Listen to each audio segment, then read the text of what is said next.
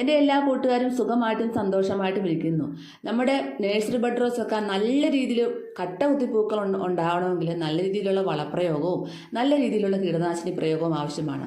നല്ലൊരു ജൈവ കീടനാശിനി പറഞ്ഞു തരാം. ചെടികളുടെ മുരടിപ്പ് മാറാനായിട്ടും പ്രാണികളുടെ ശല്യം മാറാനായിട്ടും. അതിനായിട്ട് നമ്മുടെ ഒരു പാത്രത്തിലേക്ക് ഒരു കപ്പ് വെള്ളം ഒഴിച്ചു കൊടുക്കുക. അതിലേക്ക് 3-4 പട്ടക്കഷ്ണം ഇട്ട് കൊടുക്കുക. അതായത് നമ്മുടെ കറുവപ്പട്ട, നമ്മുടെ വീട്ടിൽ സുലഭമായി കാണുന്ന കറുവപ്പട്ട. അപ്പോൾ ഈ ഒരു കറുവപ്പട്ടയുടെ സ്മെല്ല് കാരണം നമ്മുടെ ആ ചെടികളിലുണ്ടാകുന്ന പ്രാണികളൊക്കെ പെട്ടെന്ന് പറന്നു പോകുന്നതായിട്ട് കാണാൻ സാധിക്കും. നിങ്ങളൊന്ന് ട്രൈ ചെയ്ത് നോക്കാൻ മറക്കല്ലേ. അപ്പം നമ്മുടെ ചെടികൾ ഇത് പെട്ടെന്ന് അങ്ങ് വന്നിരിക്കത്തില്ല ഇതിൻ്റെ ഒരു സ്മെല്ല് കാരണം. അപ്പോൾ ഇത് നമുക്ക് ഇതിട്ട് കൊടുത്തിട്ട് ഒരു 5 മിനിറ്റ് നന്നായിട്ട് തിളപ്പിക്കുക. തിളപ്പിച്ചതിന് ശേഷം ഒന്ന് തണുപ്പിച്ചെടുക്കുക.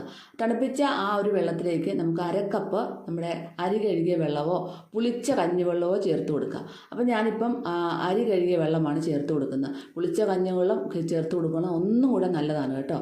അപ്പം ഇത് നമുക്ക് എല്ലാം കൂടെ 1 ലിറ്റർ വെള്ളം കറക്റ്റ് വേണം. അപ്പോൾ ഇത് നന്നായിട്ടൊന്ന് മിക്സ് ചെയ്തിട്ട് അരച്ചെടുത്തിട്ട് നമ്മുടെ റോസാ ചെടികൾക്കും ഏത് ചെടികൾക്കും സ്പ്രേ ചെയ്ത് കൊടുക്കാവുന്നതാണ്. പച്ചക്കറി തൈകൾക്കും ചെയ്ത് കൊടുക്കാവുന്നതാണ് കേട്ടോ. അപ്പം നല്ല രീതിയിലുള്ള മുരടിപ്പൊക്കെ ആണെങ്കിൽ 2-3 പ്രാവശ്യം നമ്മൾ സ്പ്രേ ചെയ്ത് കൊടുക്കുക. ഒരു ദിവസം തന്നെയല്ല, 1-2 ദിവസങ്ങളിൽ അടുപ്പിച്ച് സ്പ്രേ ചെയ്ത് കൊടുത്താൽ പെട്ടെന്ന് തന്നെ നിങ്ങൾക്ക് റിസൾട്ട് കിട്ടും. അപ്പോൾ ഓരോ ചെടിയുടെയും വളർച്ചയും അതിൻ്റെ മുരടിപ്പും പ്രശ്നങ്ങളും ഒക്കെ മാറാനായിട്ടുള്ള ഓരോ കാര്യങ്ങളും ഞാൻ വീഡിയോയിൽ നിങ്ങൾക്ക് ഷെയർ ചെയ്തിട്ടുണ്ട്. അപ്പോൾ കാണാത്തവരുണ്ടെങ്കിൽ അതൊക്കെ ഒന്ന് പോയി കണ്ടിട്ട് അതുപോലെ ചെയ്ത് കൊടുക്കാൻ മറക്കല്ലേ. പിന്നെ പുതിയതായിട്ട് കാണുന്ന കൂട്ടുകാർ ആരെങ്കിലും ഉണ്ടെങ്കിൽ എൻ്റെ ചാനൽ സബ്സ്ക്രൈബ് ചെയ്യാത്തവരുണ്ടെങ്കിൽ പ്ലീസ് എൻ്റെ ചാനൽ ഒന്ന് സബ്സ്ക്രൈബ് ചെയ്ത് സപ്പോർട്ട് ചെയ്തിട്ട് കുഞ്ഞ് ലൈക്ക് തരാനും മറന്നുപോലെ കേട്ടോ. അപ്പോൾ നമ്മുടെ റോസാ ചെടികളൊക്കെ ഇതുപോലെ നല്ലവണ്ണം മുട്ടുകളും പുതിയ തളിർപ്പുകളും ഒക്കെ ഉണ്ടാവണമെങ്കിൽ നമ്മുടെ വീട്ടിൽ തന്നെ ഒരുപാട് സാധനങ്ങളുണ്ട് ജൈവവളങ്ങൾ ഉണ്ടാക്കി കൊടുക്കാനായിട്ട്. പിന്നെ നമുക്ക് ഇടയ്ക്കൊരു നല്ലൊരു ജൈവവളം കൊടുത്തു കഴിഞ്ഞാൽ 15 ദിവസം കഴിഞ്ഞ് കഴിഞ്ഞാൽ ഒരു രാസവളം കൊടുക്കാവുന്നതാണ് കേട്ടോ. അതായത് NPK 19-19-19 ഞാൻ രാസവളമായിട്ട് കൊടുക്കുന്നത്. ജൈവവളം കൊടുത്തിട്ട് 15 ദിവസം കഴിയുമ്പോഴാണ് കൊടുക്കുന്നത്. പിന്നെ എക്സോഡസ് ഇടയ്ക്ക് സ്പ്രേ ചെയ്ത് കൊടുക്കാറുണ്ട് 15 ദിവസം കൂടുമ്പോൾ. പിന്നെ അത് കഴിഞ്ഞതിന് ശേഷം നമുക്ക് മുട്ടത്തോടും ഉള്ളിത്തൊണ്ടും ഒക്കെ പൊടിച്ചിട്ട് നമ്മുടെ ചെടികളുടെ ചോട്ടിൽ ഇട്ട് കൊടുക്കാം. അങ്ങനെ ഓരോ കാര്യങ്ങളും മാറി മാറി ചെയ്ത് കൊടുക്കാം. പിന്നെ നമുക്ക് റോസാ ചെടി ഒരുപാട് വെയിലൊക്കെ ഉള്ള സ്ഥലത്താണ് ഇരിക്കുന്നത്. ഇപ്പം നല്ല ചൂടുള്ള സമയമല്ലേ. അപ്പോൾ നമുക്ക് വേണേൽ കരിയില, നന്നായിട്ട് ഉണങ്ങിയ കരിയില ഒന്ന് പൊടിച്ചിട്ട് അതിൻ്റെ ചോട്ടിലൊന്ന് ഇട്ട് കൊടുക്കുന്നത് വളരെയധികം നല്ലതായിരിക്കും. ചുവടിനോട് വേരോട് ചേർത്ത് ഇട്ട് കൊടുക്കരുത്, കുറച്ച് മാറ്റി ചുവടിൽ ഇട്ട് കൊടുക്കുക കേട്ടോ. അപ്പോൾ വേരോട് ചേർത്ത് ഇട്ട് കൊടുക്കുമ്പോൾ നമ്മൾ വെള്ളം നനയ്ക്കുമ്പോൾ ചിലപ്പോൾ ഫംഗൽ ബാധയൊക്കെ ഉണ്ടാവാൻ സാധ്യതയുണ്ട്. അപ്പോൾ കുറച്ച് ദിവസം കഴിയുമ്പം ആ മണ്ണൊന്ന് നന്നായിട്ട് കരിയിലയുടെ പൊടിയായിട്ട് കൂടി ഇളക്കി കൊടുത്തു കഴിഞ്ഞാൽ നല്ലൊരു കമ്പോസ്റ്റ് ആയിട്ട് അത് മാറിക്കൊള്ളും. നമ്മുടെ ചെടിക്ക് തണുപ്പും കിട്ടും. അതുപോലെ തന്നെ നമ്മുടെ ചെടി നല്ല ഹെൽത്തി ആയിട്ട് വളരാനും ഈ ഒരു കരിയില പ്രയോഗം നല്ലതാണ് കേട്ടോ. ഒരുപാട് വാരിയിടേണ്ട, ആവശ്യത്തിന് വാരിയിട്ടാൽ മാത്രം മതി. ഇനി നമ്മുടെ ചെടികളിൽ ധാരാളം പൂക്കളുണ്ടാവാനായിട്ട് പെട്ടെന്ന് തന്നെ മുരടിപ്പ് മാറാനായിട്ട് നല്ലൊരു സൊല്യൂഷൻ പറഞ്ഞു തരാം. അതിനായിട്ട് നമ്മുടെ വീട്ടിൽ തന്നെയുള്ള വിനാഗിരിയാണ്. ഇത് നാടൻ വിനാഗിരിയാണ് കേട്ടോ. വിനാഗിരി നമ്മുടെ റോസാച്ചെടികളിലൊക്കെ മുരടിപ്പ് മാറ്റുക മാത്രമല്ല നല്ല രീതിയിൽ പൂക്കളും പുതിയ തളിർപ്പുകളും ഒക്കെ ഉണ്ടാവാനായിട്ട് വളരെയധികം സഹായിക്കുന്ന ഒന്നാണ്. അതിൻ്റെ കൂടെ ഞാൻ സോപ്പ് ലിക്വിഡ് എടുക്കുന്നുണ്ട്. ഏത് സോപ്പ് ലിക്വിഡും നിങ്ങൾക്ക് എടുക്കാം. അതായത് ഈ പെട്ടെന്ന് തന്നെ റിസൾട്ട് കിട്ടാൻ വേണ്ടിയിട്ട് നമ്മൾ സോപ്പ് ലിക്വിഡ് അതിൻ്റെ കൂടെ ഉപയോഗിക്കുന്നത് കേട്ടോ. ട്രിപ്പിൻ്റെ ശല്യവും പ്രാണികളുടെ ശല്യവും ഒക്കെ പെട്ടെന്ന് മാറിക്കിട്ടും. അതിനായിട്ട് 1 ലിറ്റർ വെള്ളത്തിൽ നമുക്കിതുപോലെ ഒരു 3-4 ടേബിൾ സ്പൂണോ ടീസ്പൂണോ ഒക്കെ നമുക്ക് ചേർക്കാം. ഇതൊരു ടീസ്പൂണാണ്. അപ്പോൾ 3-4 ടീസ്പൂണ് വിനാഗിരി നമുക്ക് 1 ലിറ്റർ വെള്ളത്തിലേക്ക് ചേർത്ത് കൊടുക്കാം കേട്ടോ. അതിൻ്റെ കൂട്ടത്തിൽ 1 ടീസ്പൂൺ സോപ്പ് ലിക്വിഡ് നമുക്ക് ചേർത്ത് നന്നായിട്ടൊന്ന് മിക്സ് ചെയ്യാം. അപ്പോൾ നല്ല രീതിയിൽ നല്ലപോലെ മിക്സ് ചെയ്യണം കേട്ടോ. എന്നാൽ മാത്രമേ നല്ല ഒരു കറക്റ്റ് റിസൾട്ട് നമുക്ക് കിട്ടത്തുള്ളൂ.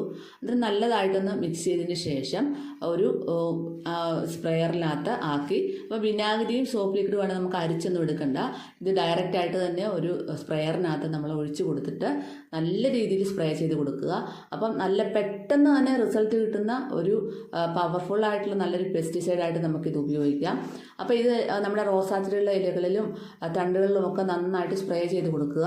അതിനുശേഷം നമുക്ക് കുറച്ച് ദിവസങ്ങൾ കഴിഞ്ഞ്, അതായത് ഒരു 2-3 ദിവസം കഴിഞ്ഞ് ഒന്നുകൂടെ സ്പ്രേ ചെയ്ത് കൊടുക്കാം. ഇത് സ്പ്രേ ചെയ്ത് കൊടുക്കുമ്പോൾ പെട്ടെന്ന് തന്നെ പിറ്റേ ദിവസം ഓടിച്ചിട്ട് സ്പ്രേ ചെയ്ത് കൊടുക്കരുത്. ആദ്യം ഒന്ന് സ്പ്രേ ചെയ്ത് കൊടുക്കുക. അത് വൈകുന്നേരങ്ങളിലായിരിക്കണം സ്പ്രേ ചെയ്ത് കൊടുക്കേണ്ടത്.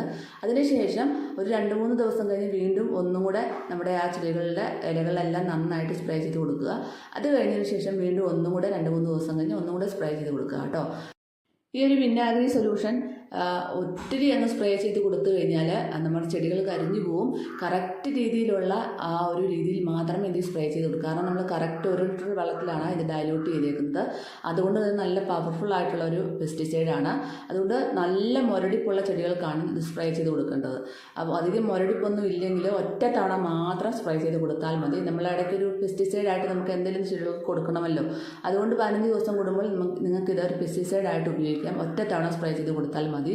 നല്ലവണ്ണം മുരടിപ്പും അതുപോലെ പൂക്കൾ കരിഞ്ഞു പോവുക, മുട്ടുകൾ കരിഞ്ഞു പോവുക, ഇങ്ങനത്തെ അവസ്ഥയൊക്കെ ഉണ്ടെങ്കിൽ ആദ്യം ഒന്ന് സ്പ്രേ ചെയ്ത് കൊടുത്തിട്ട് ഒരു 3 ദിവസം കഴിഞ്ഞിട്ട് ഒന്നുകൂടെ സ്പ്രേ ചെയ്ത് കൊടുക്കുക. വീണ്ടും 3 ദിവസത്തിന് ശേഷം ഒന്നുകൂടെ സ്പ്രേ ചെയ്ത് കൊടുക്കുക. ഇത് വൈകുന്നേരങ്ങളിൽ സ്പ്രേ ചെയ്ത് കൊടുക്കാൻ ശ്രമിക്കണേ. അപ്പോൾ ഇങ്ങനെ സ്പ്രേ ചെയ്ത് കൊടുക്കുമ്പോൾ നിങ്ങൾക്ക് കാണാൻ സാധിക്കും പെട്ടെന്ന് തന്നെ ആ ചെടിയിലുണ്ടാകുന്ന മുരടിപ്പൊക്കെ മാറി കിട്ടുന്നതായിട്ട്. അപ്പോൾ ഈ മുരടിപ്പുള്ള ആ ഒരു ഭാഗം നമുക്ക് പെട്ടെന്നൊന്ന് കട്ട് ചെയ്ത് കളയാം. കാരണം മുരടിപ്പുള്ള ആ ഒരു ഭാഗം വെച്ചുകൊണ്ടിരുന്നിട്ട് കാര്യമില്ല. അതിലുണ്ടാകുന്ന പൂക്കളും മുട്ടുകളും ഒക്കെ നല്ല രീതിയിലുള്ള മുരടിപ്പായിരിക്കും വരുന്നത്. അതുകൊണ്ട് മുരടിപ്പുള്ള ഭാഗം ഒന്ന് പ്രൂൺ ചെയ്ത് കൊടുക്കുന്നത് നന്നായിരിക്കും. അതിനുശേഷം നമുക്ക് ഈ ഒരു സൊല്യൂഷൻ സ്പ്രേ ചെയ്ത് കൊടുക്കാം കേട്ടോ. പിന്നെ അതിലുണ്ടാകുന്ന മഞ്ഞ ഇലകളും ഒക്കെ ഒന്ന് കട്ട് ചെയ്ത് കളയാൻ മറക്കല്ലേ. എല്ലാവരും ട്രൈ ചെയ്ത് നോക്കണേ.